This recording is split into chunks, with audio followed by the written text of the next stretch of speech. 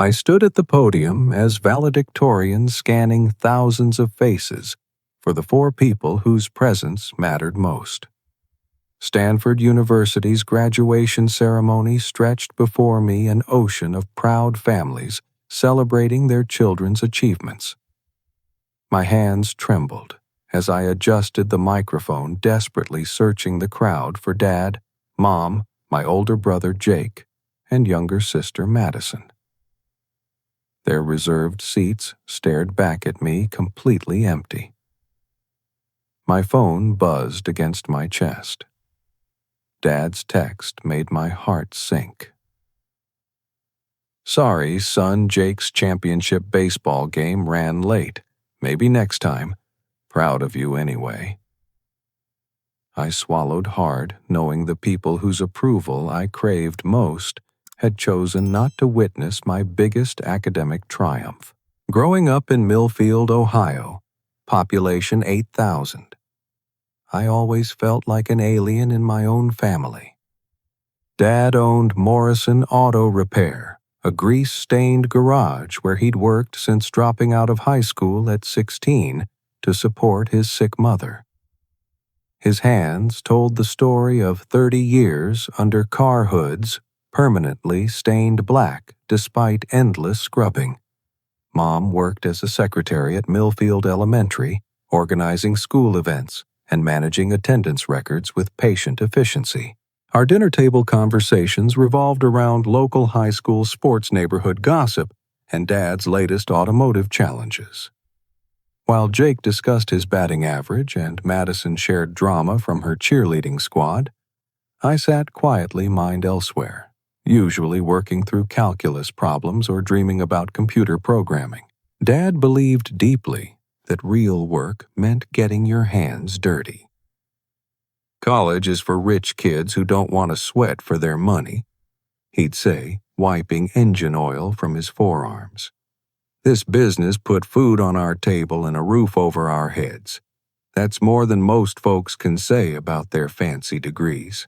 Jake, 3 years older, and Dad's clone in every way, absorbed this philosophy completely. He planned to take over the shop, eventually saw manual labor as honorable and intellectual pursuits as pretentious. "Why do you always have your nose in those books, Hank?" he'd tease. "You think you're too good for Dad's business." Madison, 2 years younger, lived entirely through her social media accounts, documenting every meal outfit and emotional state for her growing follower count. She treated family dynamics as background noise to her online persona. Only my grandmother Eleanor understood my passion for learning. She'd arrive every Sunday afternoon, silver hair perfectly curled, carrying fresh-baked cookies and genuine curiosity about my latest academic projects. While the rest of the family watched football or scrolled through their phones, Grandma Eleanor would sit beside me at the kitchen table, listening intently as I explained mathematical concepts or shared excitement about science discoveries. "Knowledge is power, Hank," she'd whisper when others weren't listening. "Don't let anyone convince you that wanting to learn makes you different in a bad way. Different can be wonderful." She secretly paid for my SAT prep courses, driving me to the testing center 30 minutes away every Saturday morning. When I showed her my acceptance letter to Stanford with a full academic scholarship, tears streamed down her weathered cheeks. "Your grandfather would be so proud," she said, holding the letter like sacred text. Dad's reaction was explosive. "Stanford, that's 3,000 miles away. You're abandoning your family for some rich kid's school where they'll fill your head with ideas about being better than where you came from." Mom tried mediating, but her loyalty always defaulted to Dad. "Maybe community college would be more practical, honey. You could study business and help improve the shop." Jake laughed outright. "Good luck fitting in with those spoiled brats. They'll eat you alive, little brother." The worst part wasn't their lack of support. It was their active discouragement. The night before I left for California, Dad sat me down for what he called a man-to-man conversation. "You're making a mistake, son. Book learning won't teach you how to survive in the real world. When this college fantasy falls apart, don't expect us to welcome you back with open arms. Actions have consequences." Grandma Eleanor passed away during my sophomore year from a sudden heart attack. I flew home for her funeral, the first time I'd seen my family since leaving for college. At the service, Dad shook hands with neighbors and accepted condolences, but barely acknowledged my presence. Jake was polite but distant. Madison spent the entire day taking selfies in her black dress. As we lowered Grandma Eleanor's casket into the ground, I realized I'd lost the only person who ever believed my dreams were worth pursuing. Standing in that Ohio cemetery, surrounded by family who treated me like a stranger, I understood that my real education was just beginning. I wasn't just learning computer science and mathematics at Stanford. I was learning that sometimes the people who should support you most are the ones who hurt you deepest. The revelation that would truly break my heart came 3 months later.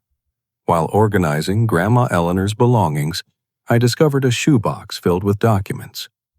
Among her papers was a letter from Dad to the Stanford Financial Aid Office dated 2 years earlier. In his careful handwriting, he'd requested that they remove his co-signature from my student loan applications. "My son needs to learn responsibility," the letter read. "Struggles build character." Dad had actively tried to sabotage my education, forcing me to work 3 jobs throughout college to cover expenses that should have been manageable. Grandma Eleanor had been quietly sending money to help, never telling me about Dad's betrayal because she didn't want to hurt me further. That night alone in my dorm room, I wept for everything I'd lost and everything I'd never had. But somewhere in that grief, a steel determination began forming. I would prove them wrong, not for their approval, but for my own dignity. Graduation from Stanford in 2019 felt hollow without family present. But it marked the beginning of my real independence. I accepted a position with TechFlow Consulting in San Jose, a mid-sized firm specializing in digital transformation for traditional businesses. My starting salary of $75,000 seemed enormous compared to Dad's annual earnings from the auto shop, but Bay Area living costs consumed most of it. My studio apartment measured 400 square feet, barely large enough for a bed desk and kitchenette. I lived on pasta, canned soup, and store-brand cereal while sending $300 home each month. Despite their coldness, Grandma Eleanor had taught me that family loyalty meant helping when you could, regardless of how you were treated in return. Working at TechFlow exposed me to dozens of small businesses struggling with outdated record-keeping systems. I watched family-owned restaurants tracking inventory on paper plumbing companies, losing invoices in cluttered filing cabinets, and medical practices drowning in appointment scheduling chaos. Every consultation reminded me of Dad's garage, where customer information lived on index cards stuffed into coffee cans and financial records existed solely in Mom's handwritten ledgers. Late evenings and weekends became my laboratory. In that cramped apartment, surviving on vending machine coffee and determination, I developed software specifically designed for small business owners who weren't tech-savvy. The interface needed to be intuitive enough for someone like Dad, who still used a flip phone and considered email suspiciously complicated. My program, tentatively named Small Biz Solutions, could manage customer databases, track inventory, schedule appointments, process invoices, and generate basic financial reports. Most importantly, it required minimal training and worked on any device from smartphones to ancient desktop computers. After 6 months of development, I had a functioning prototype.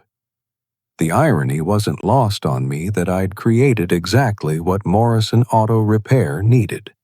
Despite years of painful interactions, I genuinely wanted to help improve their business operations and maybe finally earn some recognition for my capabilities. I called Dad on a Tuesday evening, heart pounding with nervous excitement. "Hi, Dad, it's Hank. I've been working on something that might help the shop run more efficiently." "Hank, well, I'll be. Haven't heard from you in months. How's California treating you?" His tone seemed warmer than usual, so I pressed forward. "I've developed business management software specifically for small companies like yours. It could organize customer information, track parts, inventory, handle billing more efficiently. I'd love to let you try it for free, get your feedback." The line went quiet for several seconds. "Computer software for the shop. Hank, we've been running this business successfully for 30 years without any fancy gadgets. Paper and calculators work just fine. We don't need to complicate things with technology we don't understand. But Dad, it could save you hours every week, help you see which services are most profitable, remind you when customers need oil changes, automatically calculate taxes. Son, I appreciate the thought, but we're not interested. Computers break down. Paper doesn't crash or get viruses or need expensive updates. Keep your software for those Silicon Valley companies." Jake's voice echoed in the background. "Tell him we're not guinea pigs for his nerd experiments." Madison chimed in, "Does it do social media marketing? Because that's actually useful for businesses now." I hung up feeling foolish for hoping things had changed. But their rejection also freed me from any obligation to share my innovations with people who didn't value them. I quit TechFlow 6 months later to focus on small biz solutions full-time.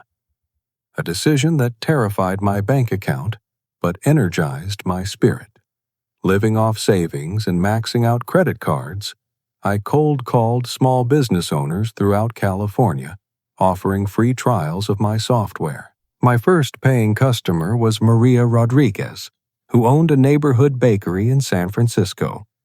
She'd been tracking orders on napkins and forgetting customer preferences for custom cakes. After implementing small biz solutions, her revenue increased 20% in 2 months, just from better organization and follow-up systems. Success stories spread through word of mouth. Thomas Hartwell signed up after his plumbing company started using my software to track service calls and inventory. Dr. Jennifer Walsh converted her veterinary clinic to my system, praising its simplicity and effectiveness. Within 8 months, I had 37 clients paying monthly subscription fees, ranging from $49 to $99, depending on business size and features needed. I wasn't getting rich, but I was covering basic expenses and reinvesting profits into improving the software. Life felt manageable until I learned about Dad's sabotage campaign. Mrs. Patterson, who owned a flower shop in Millfield, called one afternoon with an unusual request. "Hank Morrison, is that you, Betty Morrison's son?" "Yes, ma'am, that's right." "Well, I heard about your business software from my sister in California. Sounds like exactly what I need. But your father stopped by yesterday and warned me about it. Said you were overcharging small businesses for computer junk they didn't need. Claims it's some kind of scam you're running to take advantage of folks who don't understand technology." My chest tightened with familiar pain. Dad wasn't just refusing my help. He was actively working to destroy my business in our hometown. The man who'd raised me was telling potential customers that his own son was a con artist. "Mrs. Patterson, I can provide references from satisfied customers and offer a free 30-day trial with no obligations. My software is designed specifically to help small businesses become more efficient and profitable." She hesitated. "I believe you, honey. Your grandmother Eleanor always spoke so highly of your intelligence. But your father seemed pretty convinced that you were taking advantage of people like me. I think I'll stick with my current system for now." That night I sat in my apartment, staring at rejection emails from 6 other Millfield businesses. Dad had contacted them all, poisoning my reputation before I'd even had a chance to prove myself. The boy who desperately wanted his father's approval was finally dead. In his place stood a man who understood that success would have to be earned despite his family, not because of them. By 2021, Small Biz Solutions served over 50 small businesses across 8 states. My client base included restaurants, medical practices, retail stores, service companies, and various other ventures run by hardworking entrepreneurs who appreciated efficient technology. Revenue had grown to $8,000 monthly, allowing me to hire my first employee, a brilliant programmer named David Kim, who shared my passion for creating user-friendly business tools. We rented a modest office space in Sunnyvale, a single room with 2 desks, a whiteboard covered in development plans, and enough coffee makers to fuel our 18-hour workdays. David brought technical expertise that elevated our software capabilities beyond anything I could have achieved alone. Success felt tangible, but I still craved family recognition. Despite years of rejection, some persistent part of my heart hoped they might eventually acknowledge my accomplishments. When Stanford's alumni network connected me with Patricia Wells, a venture capitalist interested in small business software solutions, I couldn't contain my excitement. I called home immediately, practically vibrating with nervous energy. "Mom, it's Hank. I have incredible news." "Oh, honey, how wonderful to hear from you, Madison. Put down your phone, your brother's on the line." For the first time in years, the whole family gathered around their kitchen speakerphone. Even Dad stopped working to listen. "I've got a meeting with a major investor next week. She's interested in putting serious money behind small biz solutions. This could change everything for my company." "Wow, Hank," Madison said, actually sounding engaged. "Like how much money are we talking about?" "Potentially several $1,000,000. She's impressed with our growth and thinks we could scale nationwide. I might finally be able to compete with the big software companies." "That's amazing, sweetheart," Mom gushed. "Tell us more about how your business works." Starved for their interest, I shared detailed information about our software features, subscription model, client, growth strategies, and expansion plans. Madison asked surprisingly sophisticated questions about market analysis, pricing structures, and competitive advantages. For 40 minutes, we had the engaged family conversation I'd dreamed about since childhood. Dad even contributed some positive comments. "Sounds like you've really thought this through, son. Your grandmother would be proud of your success." I hung up feeling more connected to my family than I had in years. Maybe my achievements were finally earning their respect. Patricia Wells' office overlooked Silicon Valley from the 42nd floor of a gleaming downtown San Jose tower. She was a sharp woman in her 50s who'd built successful technology companies before transitioning to venture capital. Our meeting exceeded my expectations. "Your software addresses a genuine market need," she said, reviewing my presentation materials. "Small businesses are underserved by existing solutions that are either too complex or too expensive. Small Biz Solutions hits the sweet spot." "Thank you. We've focused on user experience above everything else. If business owners can't figure out the software in 15 minutes, we've failed." Impressive client retention rates, solid growth trajectory, reasonable pricing. I'm interested in leading a Series A round, potentially $3 to $5 million. But I need comprehensive competitive analysis first. Who else is developing similar products? We monitor several competitors, but none focus specifically on user simplicity for traditional small businesses. Most target tech-savvy entrepreneurs or enterprise clients. Good. Prepare detailed comparison data for our next meeting. If your competitive landscape is as clear as you suggest, we'll move forward quickly. I left her office walking on air, already planning how investment capital could accelerate our growth and help us serve thousands more small businesses. 2 weeks later, my world exploded. Patricia Wells called Tuesday morning with devastating news. "Hank, I'm afraid we need to postpone our investment discussions. My team discovered another company developing identical software to yours. Blue Collar Business Solutions launched last month with features and marketing language remarkably similar to your presentation." My hands went numb. What company? I've never heard of them. Based in Ohio. Founder is Jake Morrison. Any relation? The phone nearly slipped from my trembling fingers. Jake Morrison is my older brother. I see. This creates obvious concerns about intellectual property and market differentiation. We'll need to reassess once the competitive situation clarifies. I hung up and immediately searched for Blue Collar Business Solutions online. Their website made my stomach lurch. Every marketing message, feature description, and even color scheme directly mirrored my original business plan.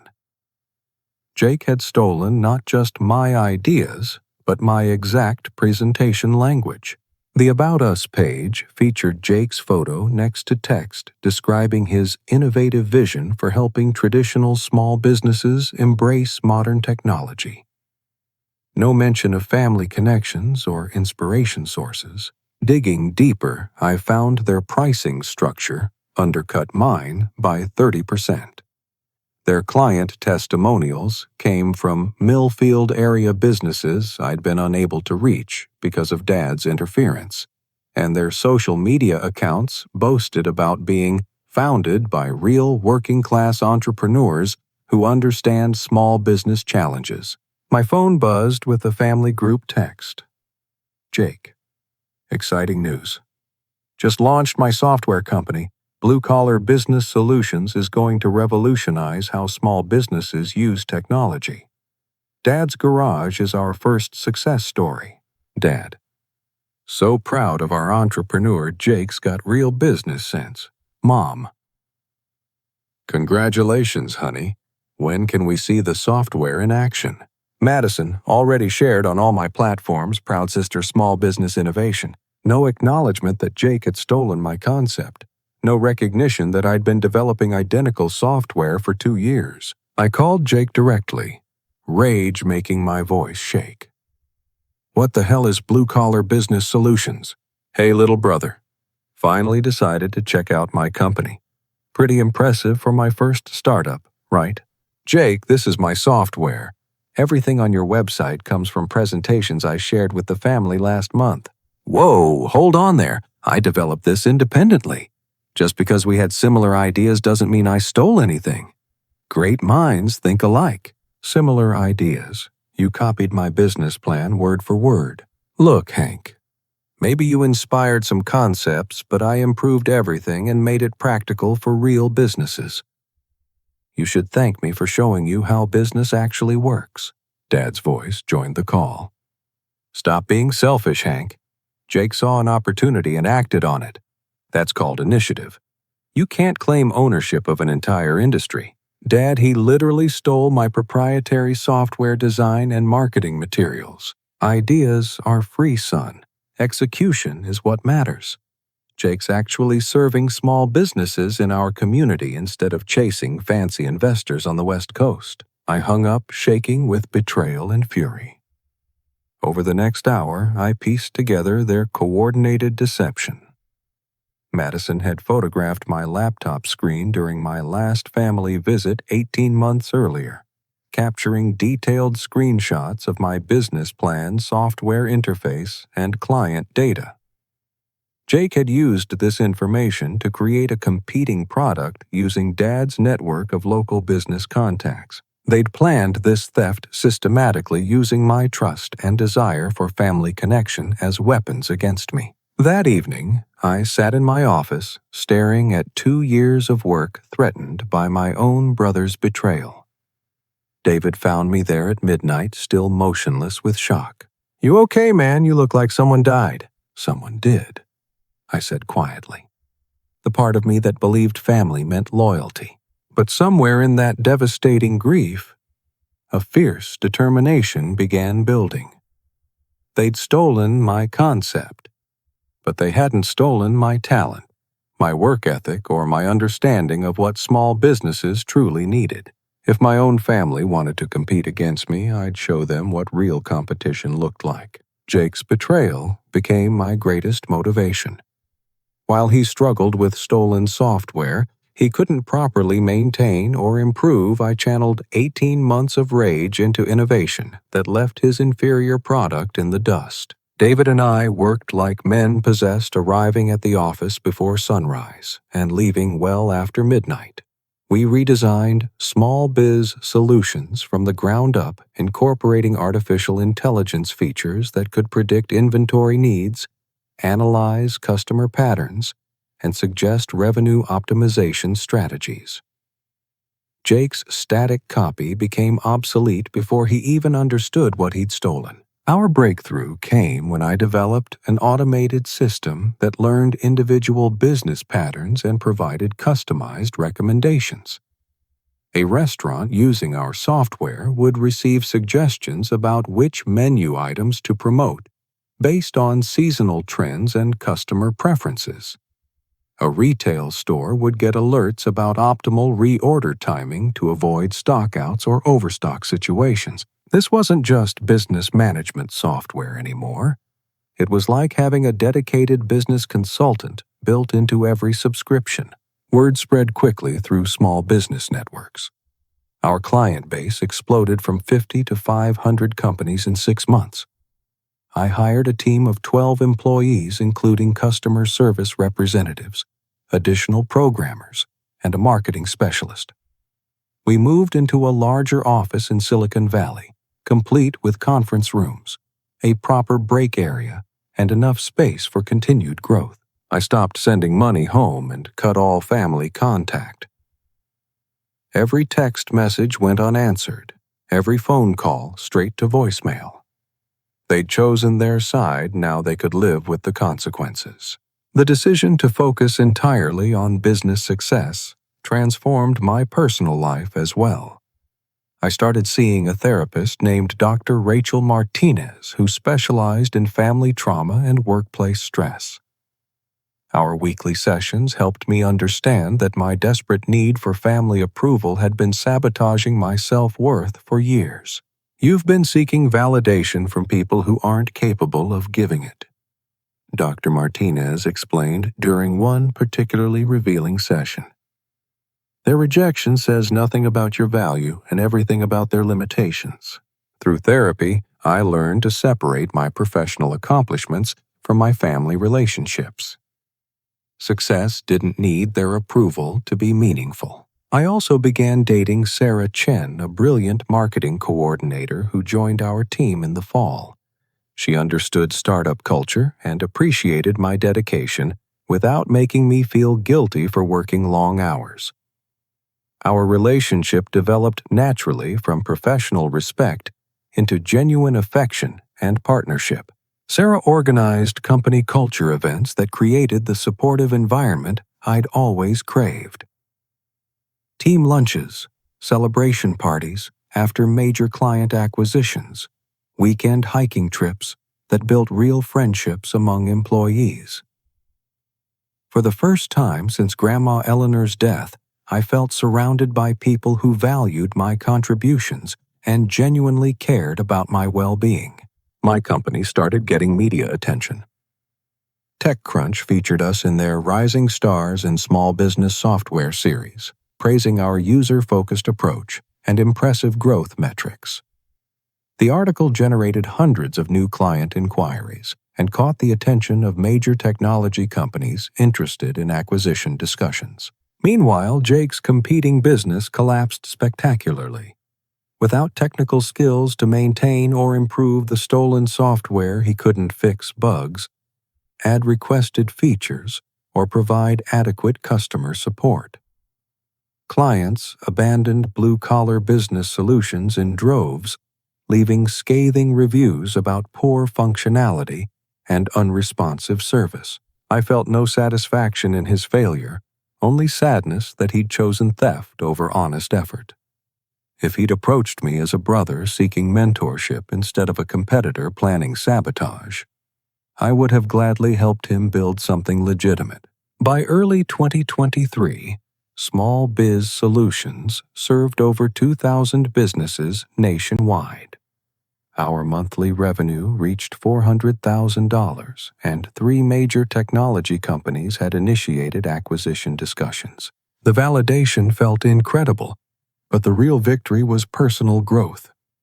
I'd learned to find family among people who chose to support me rather than those who shared my DNA. Then on a rainy Tuesday morning in March, everything changed again. I was reviewing quarterly financial reports when our receptionist brought me an official-looking envelope with no return address.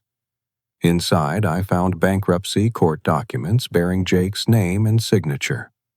Blue Collar Business Solutions owed creditors over $300,000, including unpaid loans that Dad had personally guaranteed using the auto shop and family home as collateral. The papers detailed a devastating financial collapse. Jake had borrowed heavily to compete with my company, making promises to investors he couldn't keep and taking advances on services he couldn't deliver. When clients demanded refunds and creditors called their loans, the entire house of cards tumbled. My family was losing everything because of Jake's attempt to destroy me. I sat in my office, holding those bankruptcy papers, feeling an unexpected mix of emotions. Part of me wanted to feel vindicated, but a larger part just felt hollow. This wasn't the victory I'd imagined when I swore to prove them wrong. Sarah found me there an hour later, still staring at the documents. "Bad news?" she asked gently. "My family is going bankrupt because my brother stole my business model and couldn't make it work." She sat across from my desk, her expression thoughtful. "How does that make you feel?" "Honestly empty. I wanted to succeed despite them, not because of their failure." "What are you going to do?" That was the question that would define everything that came next. I had the power to help them or let them face the consequences of their choices alone. But first, I needed to hear them acknowledge what they'd done. 3 weeks after discovering my family's financial ruin, my phone rang with news that would change everything. Patricia Wells. The venture capitalist who'd initially backed away due to Jake's competing business was calling with a revised offer. "Hank, I've been watching Small Biz Solutions' continued growth despite the competitive challenges. Your artificial intelligence features are remarkable, and client retention rates are extraordinary. Microsoft has approached me about companies they should consider acquiring. Your name was the first one I mentioned." My heart stopped. "Microsoft. They're interested in acquiring Small Biz Solutions. Very interested. They want to integrate your small business focus into their broader ecosystem. Are you open to acquisition discussions?" "Absolutely. What kind of timeline and valuation range are we talking about?" "They're moving quickly. Preliminary discussions suggest $90 to $100 million pending due diligence. The timeline could be as short as 60 days if negotiations proceed smoothly." After the call ended, I sat in stunned silence. 2 years ago, I'd been living on ramen noodles and credit card debt.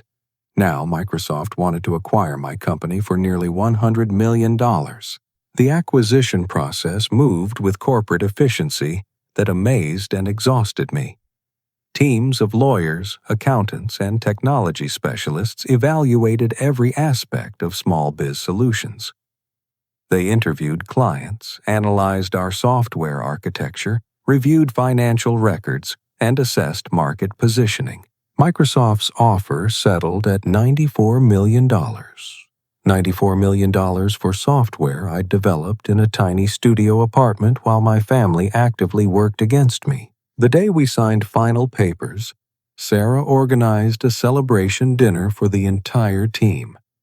Sitting around a long table at an upscale San Francisco restaurant, surrounded by employees who'd become genuine friends, I felt profound gratitude for the journey that had brought me here. "A toast," David announced, raising his wine glass, "to Hank Morrison, who built something amazing and changed all our lives in the process."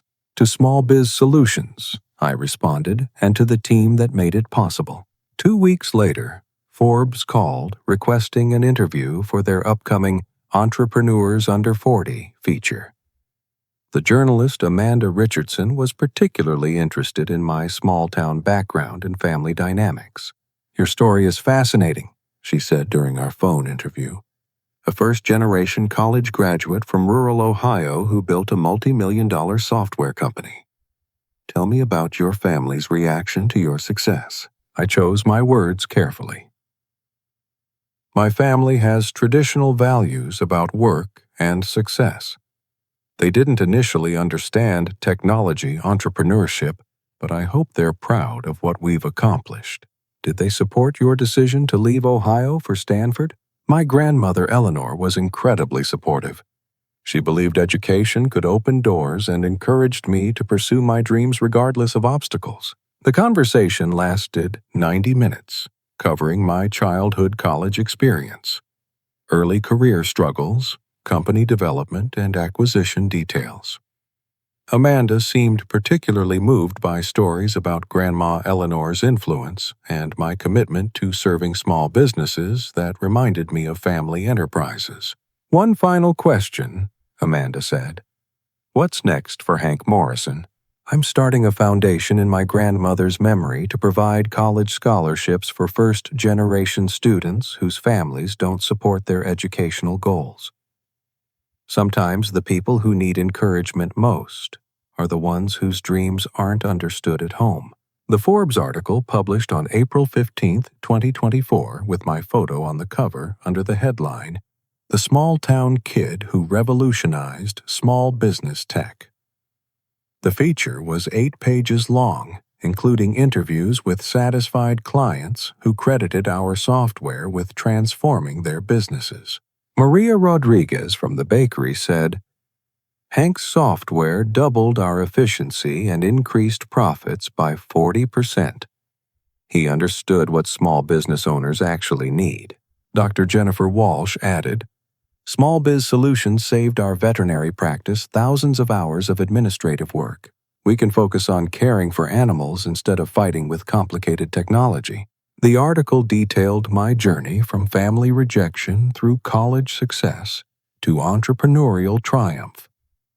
It mentioned Millfield, Ohio, and described Dad's auto repair background without revealing the family conflicts that had shaped my determination.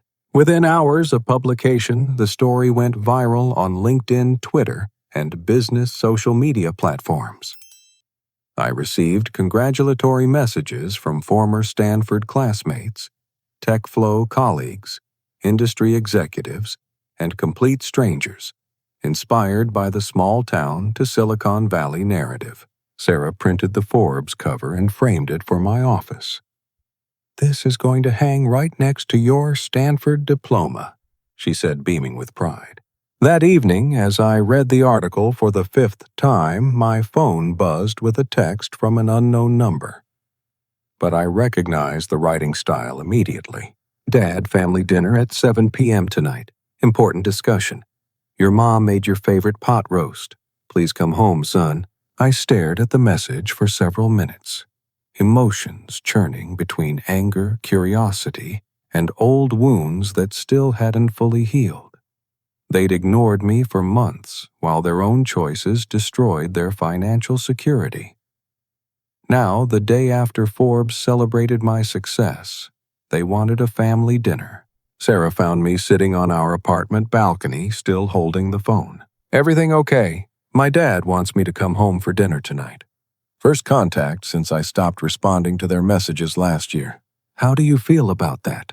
"Honestly, I think it is time to finish what they started. But I'm not going alone, and I'm not going empty-handed." I called my attorney, Thomas Reynolds, who'd handled the Microsoft acquisition. "Thomas, I need a favor.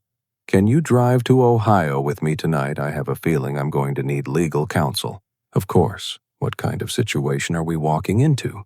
"The kind where my family might mistake my success for an obligation to solve their problems." The drive to Ohio gave me 6 hours to prepare for what would either be a reconciliation or a final confrontation. I suspected I knew which one it would be. The rental car felt like a time machine as Thomas and I drove through downtown Millfield at sunset. Nothing had changed in the 5 years since I'd left. The same weathered storefronts lined Main Street, the same neon signs flickered outside Casey's Diner, and the same pickup trucks filled parking spaces outside Murphy's Tavern. But everything looked smaller than I remembered, shrunken by perspective gained through distance and experience. My childhood home sat at the end of Maple Street, a modest 2-story house with white aluminum siding that Dad had installed himself 20 years earlier. The front yard showed clear signs of financial stress. Weeds pushed through cracked sidewalks, paint peeled from the front porch railings, and the fence that once marked our property line sagged at multiple points. Dad's prized garage, visible behind the house, looked even worse. The Morrison Auto Repair sign hung crooked rust stains streaked the metal siding, and equipment that once sparkled with his careful maintenance sat neglected under protective tarps. "You sure about this?" Thomas asked, adjusting his tie nervously. "No, but it needs to happen." I carried a leather folder containing documents I'd prepared during the drive. Thomas followed with his briefcase, looking like exactly what he was: expensive legal counsel from a major city. Mom answered the door before I could knock, her face lighting up with desperate relief. "Hank, oh sweetheart, you came. You look so successful, so healthy." She pulled me into a fierce hug that felt both familiar and foreign. Her hair was grayer than I remembered, and stress lines had deepened around her eyes. But her embrace carried the same maternal warmth from childhood. "This is Thomas Reynolds, my attorney," I said when she released me. Her smile faltered slightly. "Attorney Hank, this is just family dinner." "I've learned to be prepared, Mom." The house smelled exactly like my childhood pot roast. Mom's vanilla candles, and the faint mechanical odor that followed Dad everywhere. But financial strain showed in details throughout the living room. The carpet was threadbare in high-traffic areas, the couch sagged from worn springs, and several family photos had been removed, leaving faded rectangles on faded wallpaper.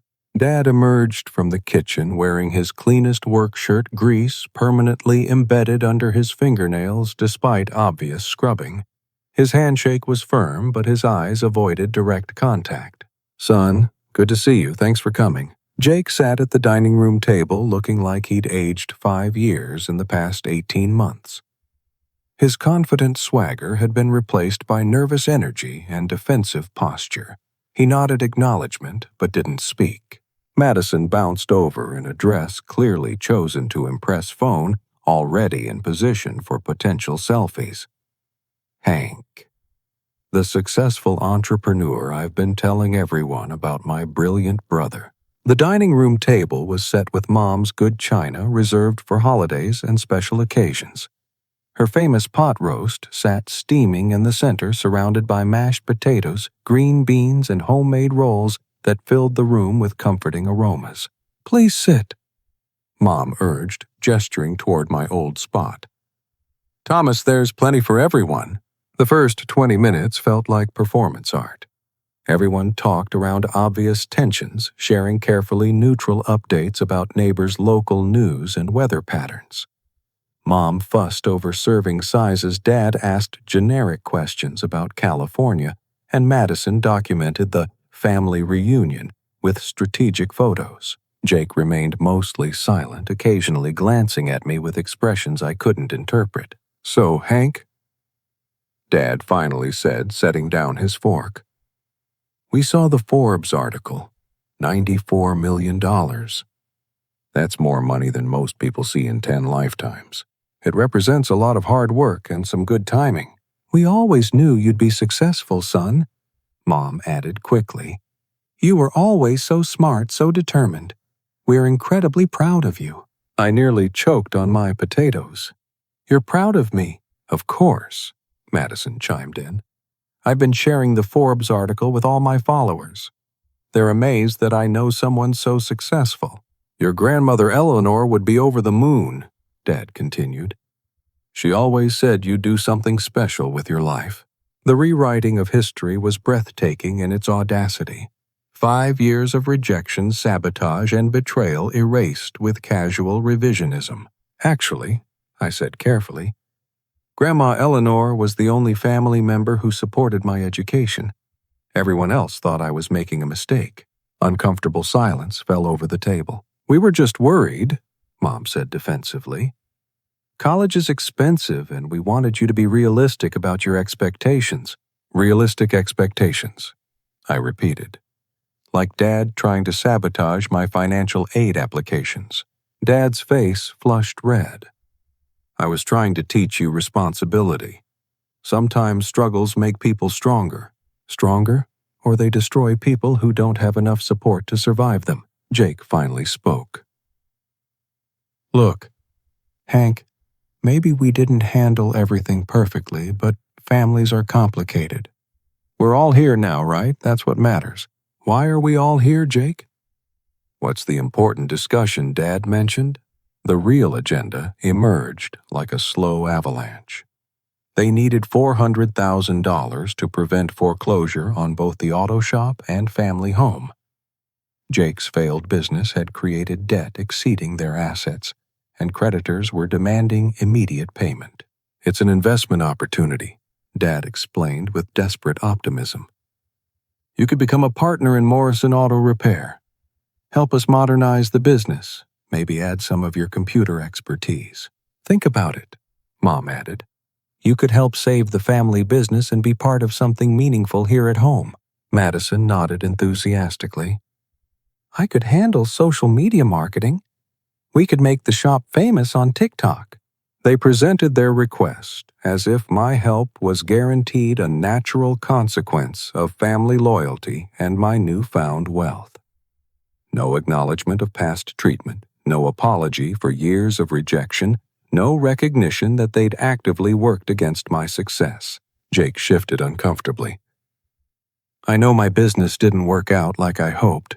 I could really use your guidance on how to recover from this setback. Your business, I said quietly. The one based on software you stole from me. That's ancient history, Dad interrupted. We're family. Families support each other during difficult times. I opened my leather folder and removed the documents I'd prepared. You're right, Dad. Families should support each other. That's why I'm here. Hope flickered across their faces as they leaned forward expectantly. I'm establishing the Eleanor Morrison Foundation for first-generation college students, I announced. $10 million from my Microsoft windfall will provide scholarships for students whose families don't support their educational dreams. The silence that followed was deafening. $10 million, Mom whispered, for strangers.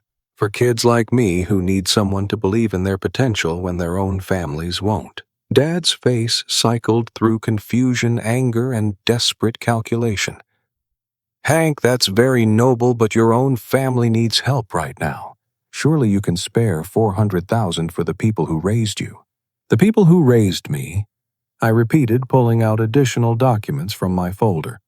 Let me share some memories about how that went. Thomas handed me a prepared timeline I'd compiled during the drive from California. May 25th, 2019. My Stanford graduation.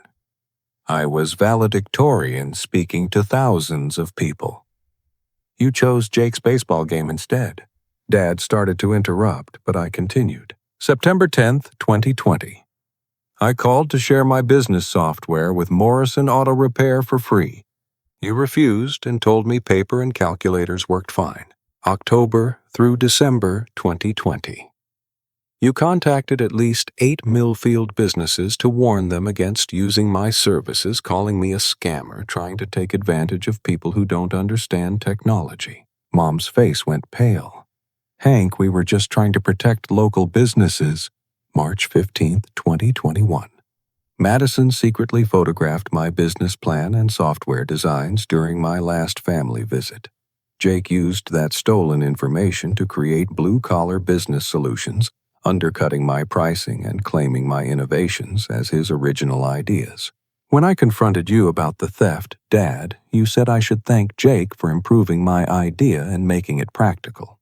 You said I was being selfish for objecting to my brother stealing 2 years of development work. Jake slouched deeper into his chair. Madison stared at her phone, suddenly finding her social media feeds fascinating. For 5 years, you've actively worked against my success. When your own choices led to financial problems, you ignored me completely. But today, hours after Forbes publishes my story, suddenly, I'm the successful son you're proud of. We made mistakes, Mom said, tears beginning. But we're family. Families forgive each other and move forward together. I pulled out the final set of documents. You're absolutely right about family, Mom. That's why I'm here with these papers. Thomas cleared his throat. The documents decline any financial assistance for Morrison Auto Repair or the family home. Additionally, they establish clear legal boundaries regarding any future claims on Mr. Morrison's assets or business interests. What does that mean? Jake asked. It means I'm not giving you money to bail out the consequences of trying to destroy my business, I said. But more importantly, it means I'm free to focus on the family that matters. I reached into my jacket and pulled out the framed photo of Grandma Eleanor that had sat on my desk throughout the Microsoft acquisition process. Placing it gently on the dining room table, I felt her presence as clearly as if she were sitting beside me. Grandma Eleanor believed in me when none of you would. She paid for SAT prep courses you refused to support. She encouraged my dreams when you mocked them. She saw potential where you saw pretension. My voice grew stronger as emotions I'd carried for years finally found their proper target. This foundation will help kids whose families are like you used to be with me. Students whose parents think education is unnecessary, whose siblings sabotage their efforts, whose relatives actively work against their success. Every scholarship recipient will know that someone believes in their dreams, even when the people closest to them don't.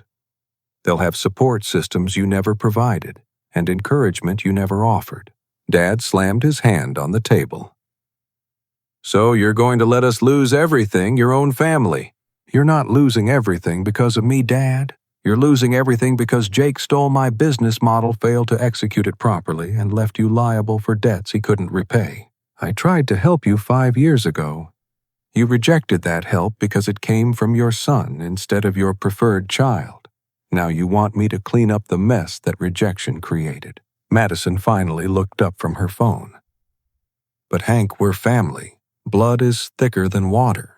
Actually, Madison, the full quote is, "The blood of the covenant is thicker than the water of the womb." It means that chosen relationships based on mutual support are stronger than biological relationships based on shared DNA. I stood from the table, Thomas rising with me. I've found my real family. David and my team who helped build something amazing together. Sarah, who supports my dreams and celebrates my successes. Dr. Martinez, who helped me understand that your rejection said nothing about my worth and everything about your limitations. Thomas here, who drove 6 hours to make sure I had legal protection during this conversation. These are people who chose to be part of my life and invest in my success. Jake finally spoke up. What if I apologize? What if I admit what I did was wrong? I looked at my older brother, seeing him clearly for the first time in years. Jake, an apology might help your conscience, but it doesn't change the pattern of choices that led here. You had 5 years to apologize. You chose to double down on claiming my work as your own. But I learned my lesson, he insisted. I know I made mistakes. You learned that theft doesn't work when you lack the skills to maintain what you've stolen. That's not the same as understanding why theft is wrong in the first place. Mom was crying openly now. Please, Hank, we're begging you. Where else can we turn? The sight of her tears triggered old patterns of guilt and obligation. For a moment, I felt the familiar pull to sacrifice my boundaries to ease their pain. But then I remembered all the times my tears had met their indifference. All the moments when I'd needed their support and received rejection instead. You can turn to the same places everyone else turns when they need help. Banks, financial advisors, bankruptcy attorneys, family counselors.